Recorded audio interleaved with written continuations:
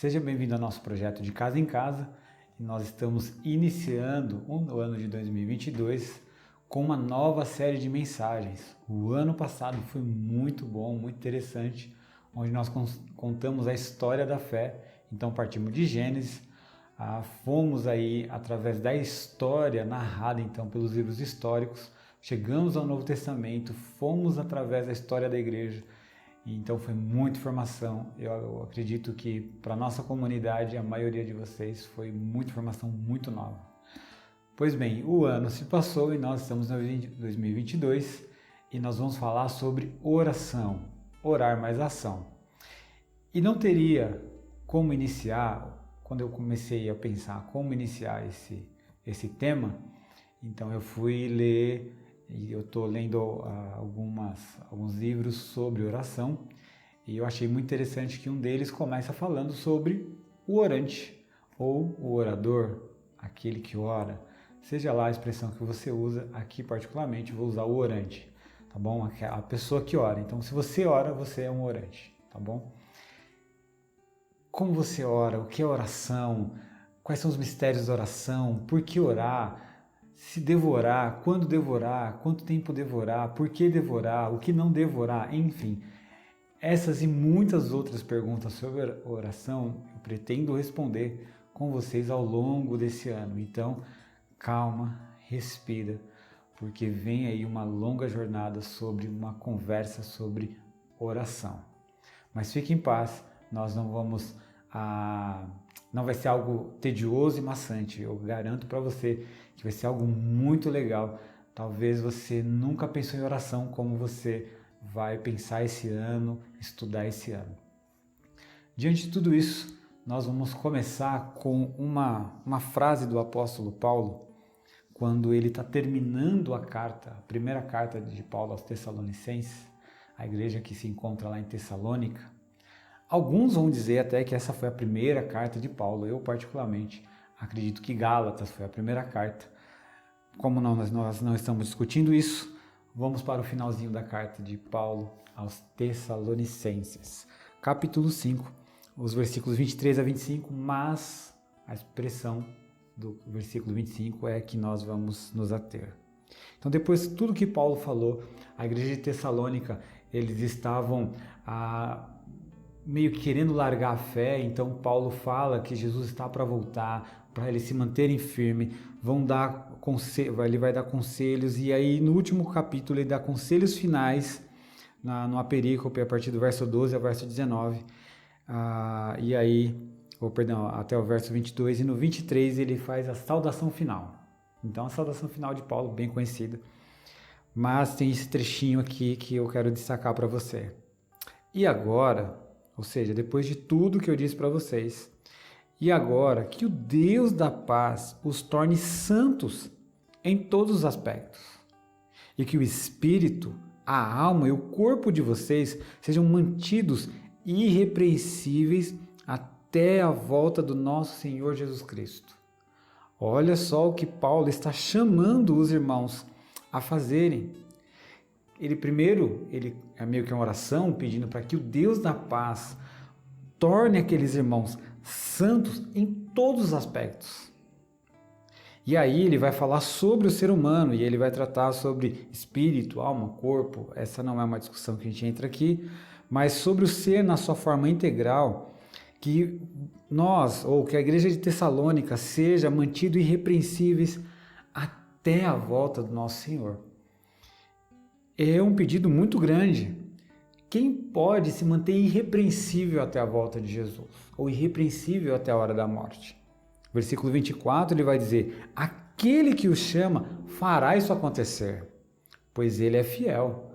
Ou seja, essa é uma obra que, por mais que nós vamos nos esforçar, por mais que nós vamos tentar, é uma obra que vem de Deus, que nos capacita nas nossas tentativas, ok? Então não estou tirando a responsabilidade humana, pelo contrário, a responsabilidade humana está aí, mas tudo isso tem de vir de Deus. E o versículo 25, irmãos, orem por nós.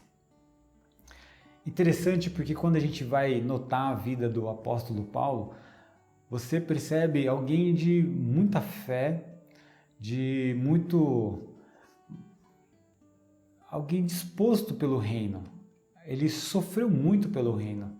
Aqui ainda, né, nessa carta de 1 Tessalonicenses, ele não sofreu tudo que sofreu ainda, né? Porque essa carta é uma das primeiras, mas quando ele está no final, e se você já leu ou já ouviu alguma mensagem sobre o apóstolo Paulo, ou assistiu o filme do apóstolo Paulo, você vai perceber que ele está encarcerado, né? Coisas estão acontecendo em Roma, enfim, muitas coisas difíceis. Mas essa expressão, orem por nós. Paulo, mesmo no início do seu ministério, ali todo fervoroso, achando que Deus está com ele de tal ponto que ele pode enviar cartas, exortando as igrejas, ajudando as igrejas. Ele não deixa de fazer um pedido crucial à igreja. Ore por nós. Ore por mim.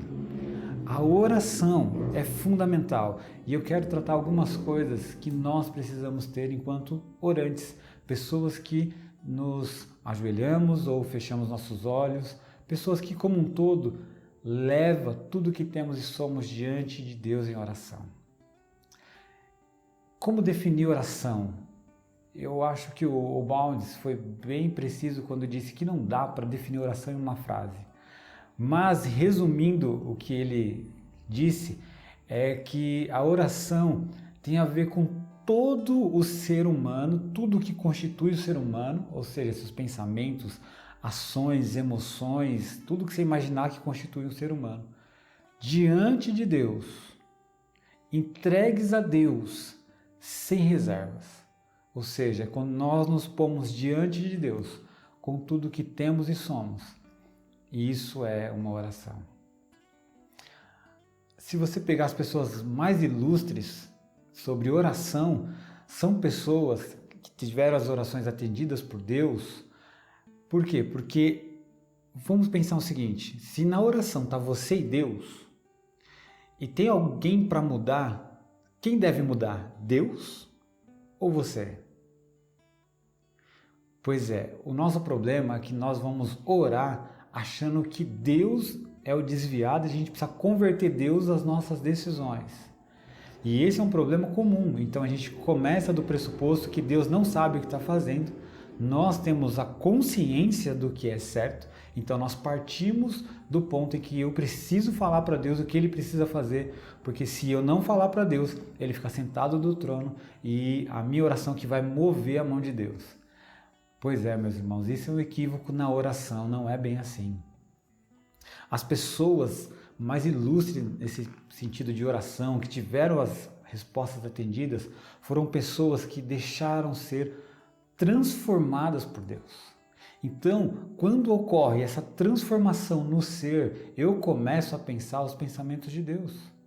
Eu começo a ter a marca de Cristo em mim, a ter os pensamentos de Cristo em mim, a ter as emoções de Cristo em mim, ao olhar de Cristo em mim. Então tudo que eu tenho já está parecendo muito com Cristo, por isso eu devo ser chamado de cristão. Não porque eu frequento uma igreja, mas porque Cristo está tão forjado em mim, que uma vez forjado em mim, eu estou como Cristo. Então meus pensamentos, quando eu levo a Deus, a minha vida, quando eu levo a Deus, tem a ver com os pensamentos de Deus. Obviamente, então, que na oração, eu sou a parte que devo me transformar, ainda que isso seja tão óbvio, mas é muito interessante falar isso. Eu sou a parte a ser transformada, porque quando eu vou entrar em oração e eu vou pôr diante de Deus, eu já estou colocando um ser transformado em um ser em transformação, e Deus vai continuar me moldando e agindo em mim, e obviamente as minhas orações serão atendidas, porque eu estou orando o que Deus quer. E isso é muito interessante, e só dá para experimentar isso quando você orar a partir de Deus. Enquanto você orar a partir de você, possivelmente você vai se frustrar muito com a oração. Muito, muito.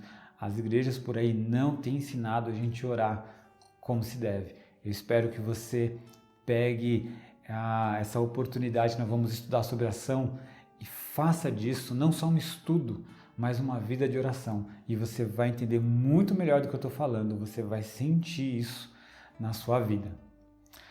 Bom, o ser humano integral, ele se posiciona em oração. Isso é importantíssimo.